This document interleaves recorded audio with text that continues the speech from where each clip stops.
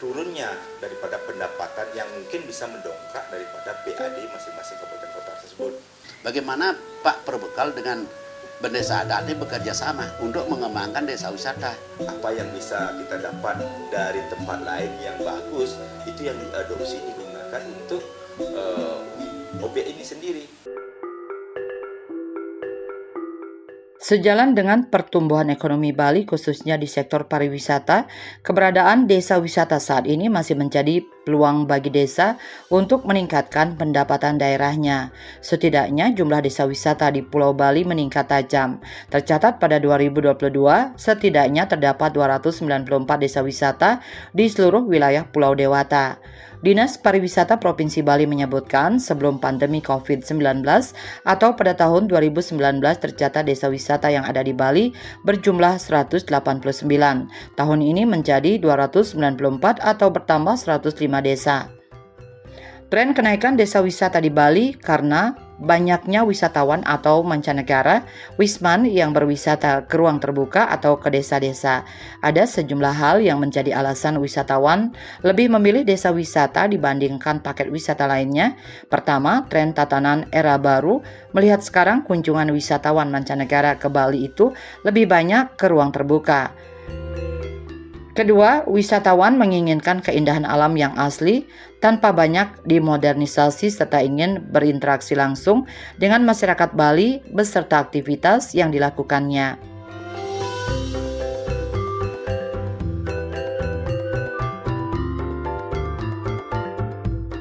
Ya, melihat sekarang ya, di masing-masing kabupaten kota sekarang banyak terobosan untuk meningkatkan PAD daerah itu sendiri ya. Ya, di mana ada yang mencari kearifan lokal atau ada yang terkait dengan infrastruktur ataupun alam yang dimiliki masing-masing kabupaten kota tersebut. Nah, kaitannya dengan pengelolaan kayak desa wisata yang ada di masing-masing kabupaten sekarang cenderung kayaknya menurun kalau kita lihat. Itu mungkin disebabkan ada beberapa hal ya. Apakah itu pengelolanya yang tidak bagus, yang mengacu pada SDM, ataukah alamnya yang tidak bagus, atau tempat yang disediakan sebagai objek tidak masih seperti apa yang awalnya kencang digaung-gaungkan, baik itu kencang bagaimana kayak marketingnya dan lain sebagainya. Nah, hal ini harus benar-benar ya tidak seperti anget-anget ayam. Bagaimana nanti awalnya terobosan tersebut benar-benar seperti awalnya hangat dan terus hangat. Tapi ketika menurun, di sini kita melihat adanya misalnya ada yang ngambul terkait dengan wah kok seperti ini, tidak sesuai dengan harapan, tidak sesuai dengan ekspektasi. Nah, itu yang menyebabkan mungkin ya salah satunya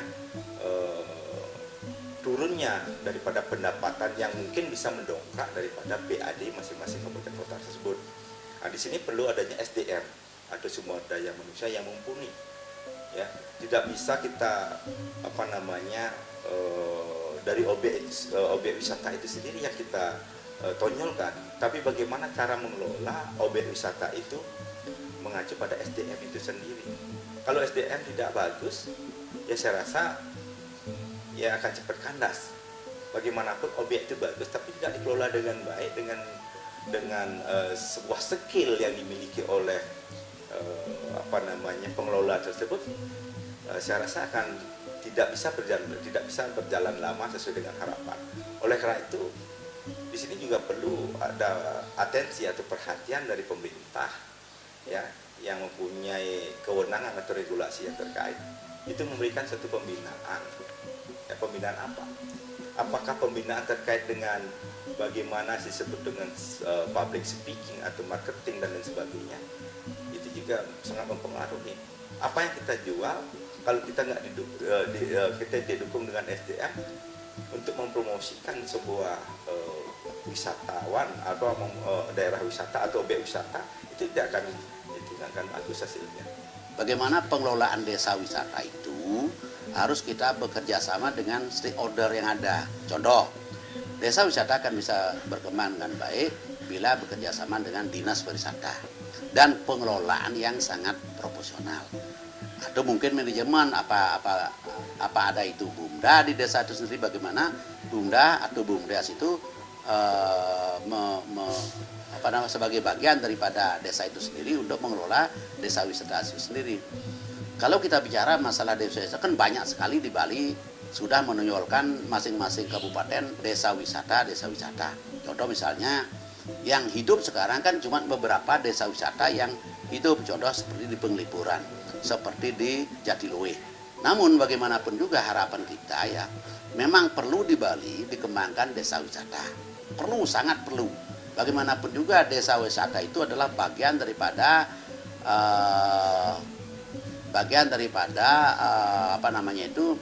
pengembangan desa itu sendiri, yang notabene bisa menjadi pemasukan desa itu sendiri. Karena kan tidak semua Bali itu adalah merupakan daerah pariwisata. Kalau daerah pariwisata kan kita sudah tahu, yang mempunyai pantai misalnya, seperti di Canggu, seperti di Nusa Dua, di Kuto, termasuk Perairan, termasuk di Karangasem, di Tulamen, itu kan masuk daerah pariwisata. Sekarang untuk mengembangkan desa wisata jangan sampai menjadi mati suri, seperti yang saya katakan tadi, mungkin pengelolaan atau manajemennya kurang bagus. Bagaimanapun juga kalau kita bicara masalah desa wisata, bagaimana Pak Perbekal dengan Bendesa Adat ini bekerja sama untuk mengembangkan desa wisata. Yang notabene kita harus bekerja sama dengan dinas pariwisata yang ada di kabupaten masing-masing.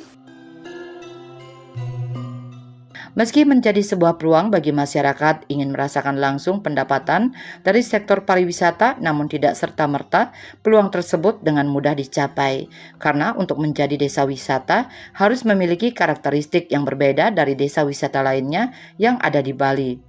Harus ada yang membedakan satu sama lainnya sesuai dengan karakteristik daerah, bukan sebaliknya meniru yang sudah ada. Dalam membuat desa wisata, setidaknya ada dua pendekatan dalam menyusun rangka kerja. Konsep kerja dari pengembangan sebuah desa menjadi desa wisata, yakni pendekatan pasar dan pendekatan fisik. Pertama adalah pendekatan pasar yang meliputi atraksi wisata, yaitu semua yang mencakup alam, budaya, dan hasil ciptaan manusia. Jarak tempuh di mana hal ini perlu diperhatikan, jarak tempuh dari kawasan wisata, terutama tempat tinggal wisatawan, dan juga jarak tempuh dari ibu kota provinsi dan jarak dari ibu kota kabupaten. Besaran desa menyangkut masalah-masalah jumlah rumah, jumlah penduduk, karakteristik, dan luas wilayah desa. Pendekatan kedua adalah pendekatan fisik, pengembangan desa wisata. Pendekatan ini merupakan solusi yang umum dalam mengembangkan sebuah desa melalui sektor pariwisata dengan menggunakan standar-standar khusus dalam mengontrol perkembangan dan menerapkan aktivitas konservasi. Ya, kaitannya dengan sebuah terobosan atau inovasi atau ide, nah itu memang harus benar, karena tidak boleh itu sifatnya monoton atau primitif, itu aja. Misalnya salah satu sungai ya, sungai kalau kita melihat sungai kan segitu-gitu aja. Apa yang harus kita bikin atau inovasi atau ide-ide baru untuk mengembangkan biar sungai ini benar-benar menjadi tujuan daripada wisatawan. Apa kelebihannya? Kalau sungai itu yang pertama adalah kebersihan juga, kebersihan dari airnya, ya. Terus fasilitas yang dibikin di sana, kan tidak cukup dengan air atau kebersihan di sana, tapi kalau nggak didukung dengan fasilitas, itu juga menurut saya kurang. Nah, antara objek, SDM dan fasilitas itu memang harus, dan inovasi yang benar-benar harus dikembangkan, tidak cukup itu aja, itu akan menjadi sebuah hambatan nanti, karena yang namanya wisatawan itu kan pasti dia menginginkan ada suatu hal yang lebih atau yang unik dari sebuah objek itu. Apa sih keunikan dari objek, misalnya Sungai Bindu misalnya begitu, atau tempat yang lain? Dia mempunyai sebuah kelebihan, keunikan di sana yang tidak dimiliki oleh objek wisata sungai yang lain, gitu. Nah ini harus dimunculkan, ya harus dimunculkan terus, dan setiap tahunnya harus evaluasi, meskipun itu rate-nya naik, tapi kalau kita tetap segitu aja akan gini, orang nantinya jenuh, tetap segitu, bosan.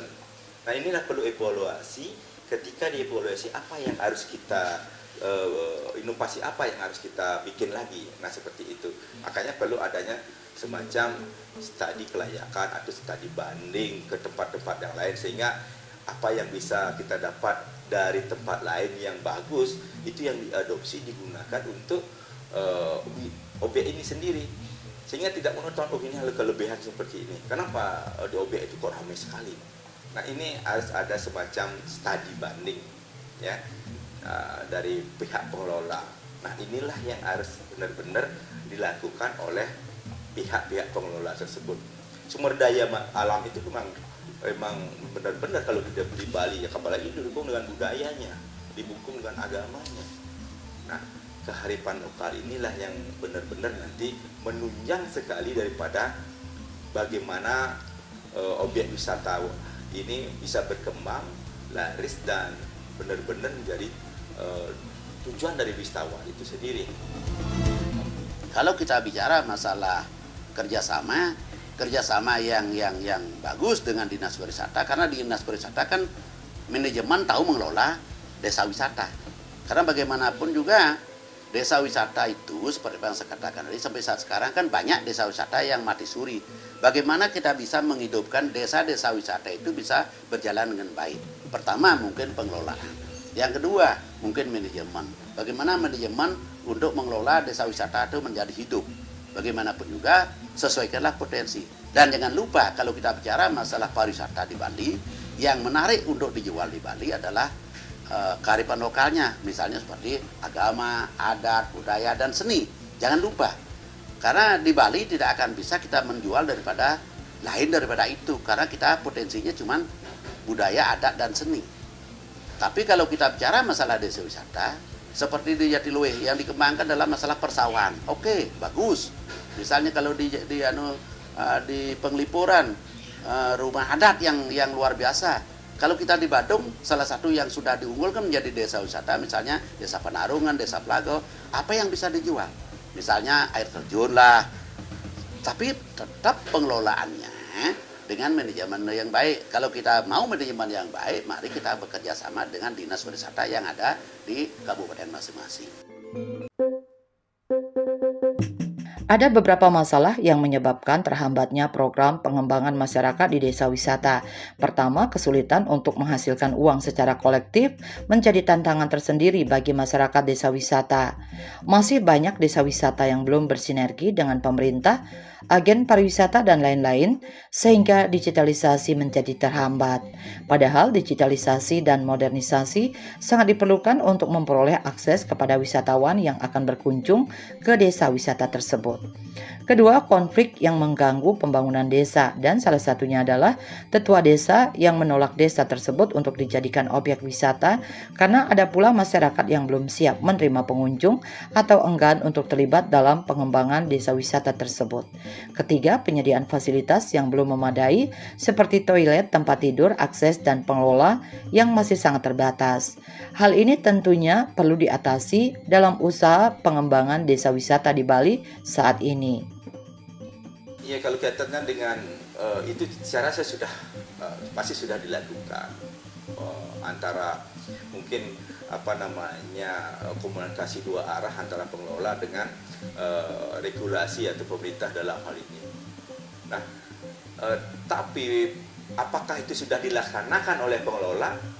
Tapi kalau saya rasa kalau pemerintah pasti sudah, karena pemerintah itu kan pasti yang diinginkan adalah PAD-nya naik, ya, dari hasil daripada objek ini. Nah, ketika ini harus sudah nyambung, ya disinilah ada sebuah komunikasi dua arah, ada mencari sebuah solusi apa yang harus kita lakukan ke depan. Kan tidak monoton harus seperti ini aja. Nah, di sanalah ada sebuah promosi ke luar negeri, promosi dalam negeri, dan juga ada sebuah membangun sebuah ide, ya, sehingga ada terobosan-terobosan baru, ada inovasi baru yang kedepannya bisa kita jual. Sehingga tidak monoton seperti itu aja. Nah, nanti wisatawan bisa ngomong dari luar, oh itu cuma seperti itu aja. Karena apa? Dari setiap objek wisata itu sudah mempunyai link dan sudah mempunyai web. Wisatawan itu yang calon wisatawan yang akan hadir, yang akan mengunjungi itu sudah membuka link itu, ya. Karena promosinya dia kan tidak langsung datang dan presentasi seperti itu. Dia bisa melakukan itu lewat teknologi, ya. Apalagi sekarang udah canggih, ada beberapa medsos, ada berapa itu digunakan teknologi itu. Nah, para calon wisatawan ini yang akan datang ini pasti sudah mempelajari dulu apa sih keunikan daripada objek ini, ya. Apa sih kehebatan daripada objek ini? Dia akan pelajari. Dan kedua, apa yang ditampilkan di sana? Apakah juga menampilkan sebuah karya seni atau budaya-budaya lain ataukah ada semacam hal-hal yang tidak ada di tempat objek yang lain? Nah, itu sudah dipelajari. Nah, ketika itu dia masuk dan klik dalam hatinya, pasti dia akan datang. Dan kedatangannya itu apakah sesuai dengan apa yang dia lihat atau dia baca atau dia tonton di media tersebut yang sudah mungkin ada linknya. Kalau sudah sesuai, mungkin, ya, saya rasa mungkin dia akan mempromosikan lagi dengan sendirinya kepada teman-temannya. Di sana objeknya harus sesuai dengan apa yang kita tonton di media tersebut atau link yang diberikan. Nah, itu salah satu gininya. Nah, tapi kalau salah, dia memberikan link atau sebuah, ya anggaplah bikin YouTube, ya, dia menerangkan di sana bahwa ini objeknya seperti itu. Tapi kenyataannya ketika dia ada di sana tidak seperti apa yang dia bayangkan, tidak seperti apa yang dia tonton di YouTube itu. Kalau masalah standarisasi itu perlu, apalagi kita akan membuat desa wisata. Standarisasi yang maksud misalnya ada di tempat itu sendiri minimal ada toilet, sudah itu ada fasilitas yang lain yang memungkinkan desa wisata itu bisa aman. Maka dari itu harapan saya termasuk penjaga keamanan itu harus distandarisasi. Apa standarisasi daripada dinas pariwisata itu, sehingga orang yang menjaga keamanan turis atau wisata yang datang ke desa itu sendiri betul-betul merasa aman. Jangan sampai terjadi hal-hal yang kita tidak inginkan. Maka dari itu misalnya kalau terjadi pembegalan atau mungkin jatuh di jalan, bagaimana pengamanan desa wisata itu betul-betul bisa bergerak cepat sesuai dengan standar yang diharapkan atau yang sudah dikeluarkan oleh dinas pariwisata. Adanya masalah bukan tanpa solusi. Strategi pengembangan masyarakat menghadirkan beberapa solusi untuk masyarakat di desa wisata. Desa wisata dapat menjadi salah satu program yang dapat menambah kemandirian masyarakat untuk dapat memaksimalkan potensi yang dimiliki suatu desa. Caranya pertama dengan mengajak seluruh warga untuk dapat bisa berkontribusi dalam pengembangan desa wisata. Misalnya pembuatan homestay dan melengkapi fasilitas yang berbasis rumah warga serta penyewaan kendaraan dan akses yang lebih memadai dapat membantu desa wisata memaksimalkan potensi wisata sepenuhnya. Kedua, ciri khas dan budaya yang harus dikembangkan dan dilestarikan. Ketiga, persoalan SDM. Tentunya dengan banyak SDM yang ada, masyarakat juga perlu untuk diberi pembelajaran bagaimana untuk merawat dan melestarikan segala aspek dalam desanya. Setidaknya, Dinas Pariwisata Bali mencatat saat ini sudah ada 283 desa wisata di Bali, tetapi dari ratusan desa wisata tersebut, hanya 30 desa wisata yang dinyatakan sebagai desa mandiri dan maju, sedangkan 101 desa wisata masih bersifat rintisan, 107 desa wisata kategori berkembang. Salah satu cara dalam meningkatkan kualitas desa wisata adalah melalui program digitalisasi. Karena dari sekian banyak desa wisata yang ada di Bali, sebagian besar belum melek teknologi. Mereka masih menjalankan pengelolaan konvensional dengan menunggu turis datang yang dibawa agen perjalanan. Misalnya pembuatan profil desa, paket produk yang ditawarkan, hingga video promosi diunggah ke dalam akun yang terintegrasi dalam website pemerintahan desa maupun badan pengelola desa wisata. Melalui akun itu, pihak desa bisa menawarkan produknya sebagaimana orang berjualan online, sebagaimana jualan pada marketplace. Ya, berbicara masalah pemuda, ya, khususnya yang kita sering dengar itu adalah Gen Z ya. Ya, itu sekarang atau yang milenial ini itu benar-benar sekarang beda sekali dengan yang dulu. Dulu kalau kita mempromosikan sebuah produk atau sebuah tempat objek wisata itu cukup ya, kita datang sebuah perwakilan presentasikan ke sebuah tempat atau wilayah biar dia bisa datang ke objek tersebut. Tapi sekarang wajib kita melibatkan generasi-generasi muda itu. Kenapa? Karena generasi muda itu adalah dia sekarang sudah benar-benar di dalam teknologi, menguasai teknologi itu, ya. Makanya cepat sekali kalau kita sekarang berbuat apa, ya. Kalau sudah memang itu cepat viral ya. Ya, makanya ini keterlibatan dari pemuda ini yang senang bermain medsos benar-benar itu sangat ya mempengaruhi daripada kunjungan itu sendiri, kunjungan wisatawan itu sendiri. Maka itu menurut saya pribadi itu harus dilibatkan ya, dilibatkan pemuda-pemuda tersebut sehingga nanti ada sebuah semacam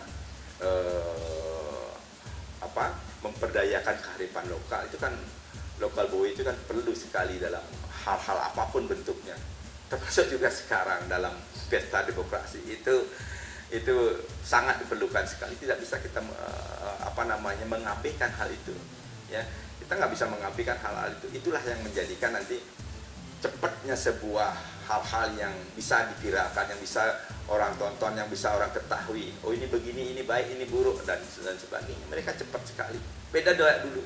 Dulu kita mengetahui sebuah kejadian dari media cetak, misalnya koran ataupun TV, namun mentok di sana. Tapi sekarang ada sebuah kejadian, nggak sampai 10 menit sudah kita tahu di mana tempat kejadian, apa jenis kejadian. Itu juga harus bisa kita kondisikan ya, berdayakan pemuda-pemuda tersebut, karena pemuda sekarang beda sekali dengan pemuda dulu. Sekarang zaman teknologi, zaman globalisasi, itu harus kita benar-benar perdayakan. Karena bagaimanapun juga kalau kita bicara sekarang masalah pengembangan wisata dengan teknologi canggih sekarang, yang tahu sekarang masalah IT kan kebanyakan anak-anak muda. Kalau seperti kita seorang orang tua itu kan sudah terlambat sekali. Maka dari itu kita harapkan kepala desa, juru mendesa, bagaimana melibatkan anak-anak muda di desa itu sendiri yang sesuai dengan potensinya. Karena sekarang adalah dunia teknologi. Sekarang dengan adanya teknologi yang bagus, bagaimana dia bisa mempromosikan pariwisata desa itu sendiri dengan mengajak anak-anak muda untuk bekerja sama di bidang itu.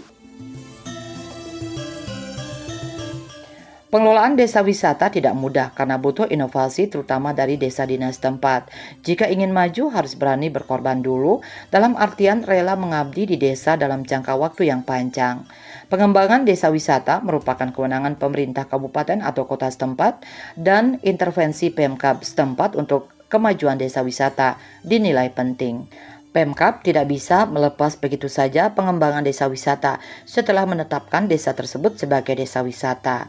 Melonjaknya jumlah desa wisata di Bali mulai terjadi sejak pandemi COVID-19, di mana para pelaku wisata yang diberhentikan atau tidak bisa bekerja karena pandemi balik ke kampung halamannya dan mengembangkan desa wisata.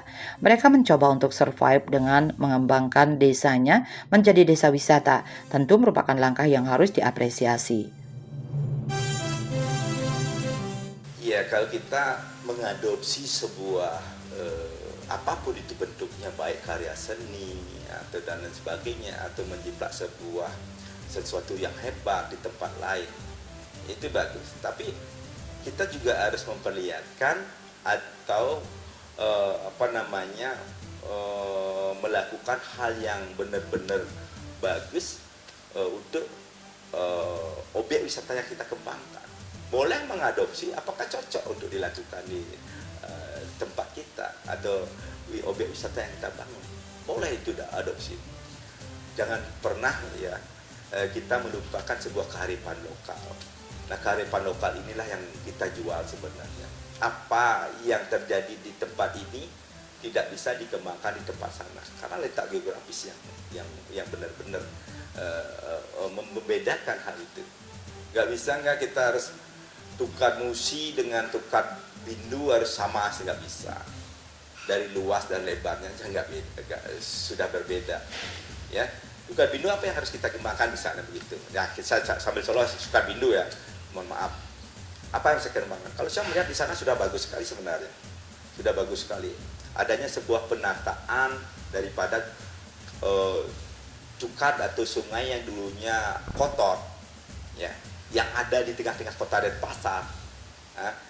Terus sekarang ditata oleh pencetus-pencetus sana yang sangat kagum pernah ke sana. Terus dibikin sedemikian lupa, ada tempat bermain, ada tempat meeting dan lain sebagainya.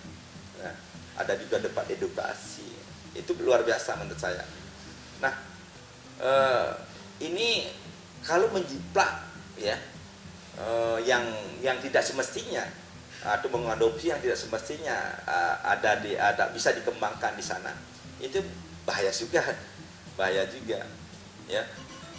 Intinya begini, bagaimana kita mengadopsi sesuatu yang cocok dan bisa dikembangkan di objek wisatawan itu, dan harus ada pengkajian.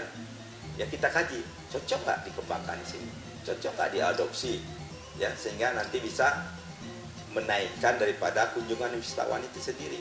Kalau nggak cocok ya nggak usah, begitu. Tapi kalau saya melihat semua bagus, tapi perlu ada pengembangan, perlu ada ide-ide, perlu ada sebuah inovasi baru, begitu. Sekarang tidak perlu harus kita datang ke tempat di mana sebuah objek wisata yang bagus sekali, yang bisa banyak dikunjungi wisata. Sekarang kita tinggal membuka web aja, kita tinggal membuka YouTube aja, dan di sana perlu kita melihat ya, dan setelah kita melihat kita kaji, cocok nggak diterapkan, cocok nggak dikembangkan di tempat ini, begitu menurut saya. Mudah-mudahanlah ke depan desa wisata sesuai dengan visi dan misi daripada bupati masing-masing untuk mengembangkan desa wisata betul-betul bisa berjalan dengan baik. Karena desa wisata itu merupakan bagian daripada pemasukan desa itu sendiri. Desa itu sendiri yang penting bagaimana kita menjaga pengelolaan dengan baik. Sekarang kan banyak desa wisata tapi kebanyakan mati suri. Ini mungkin seperti apa yang saya katakan tadi, mungkin pengelolaan atau mungkin manajemen yang kurang bagus atau mungkin tidak bekerja sama dengan stakeholder yang ada, sehingga bagaimana caranya sekarang supaya desa wisata itu hidup. Mudah-mudahanlah ke depan desa wisata yang dikembangkan di masing-masing kabupaten di Provinsi Bali di luar daerah pariwisata itu betul-betul menjadi atensi pertama oleh bupati dan wakil bupati yang terpilih pada saat nanti, dan yang kedua bagaimana Bapak Perbekal dengan desa adat, dengan lembaga yang ada di desa adat bisa bersinergi sehingga desa wisata itu tidak tumpang tindih, tidak seperti sekarang desa wisata itu mati suri tanpa ada perkembangan apapun. Sesuaikanlah potensi yang ada di desa itu masing-masing. Jangan menjiplak. Bagaimanapun juga desa wisata akan bisa berjalan seperti apa yang saya katakan tadi. Pertama adalah pengelolaan yang bagus, manajemen yang bagus, sehingga bersinergi dengan pemerintah daerah melalui dinas pariwisata. Demikian, Pak. Pembangunan desa wisata bukanlah pembangunan yang instan, memerlukan waktu hingga puluhan tahun, bahkan Ubud sendiri membutuhkan waktu sampai 100 tahun. Karena hal itu harus dibarengi dengan pembangunan SDM masyarakat desa itu sendiri. Tren wisatawan saat ini cenderung memilih destinasi wisata di alam terbuka sebagai tujuan wisatanya dengan udara yang bersih. Pengalaman yang diperoleh saat berada di lokasi wisata berbaur dengan masyarakat lokal merasakan sentuhan budaya setempat, dan desa wisata adalah pilihan yang tepat untuk mengakomodir tren minat wisatawan tersebut. Desa wisata sebagai objek pariwisata yang mengedepankan kerjasama dari masyarakat untuk melestarikan budaya dan ciri khasnya menjadi salah satu program pemberdayaan yang bisa dinilai sebagai langkah baik untuk keberlanjutan suatu daerah dalam aspek ekonomi, sosial, dan budaya.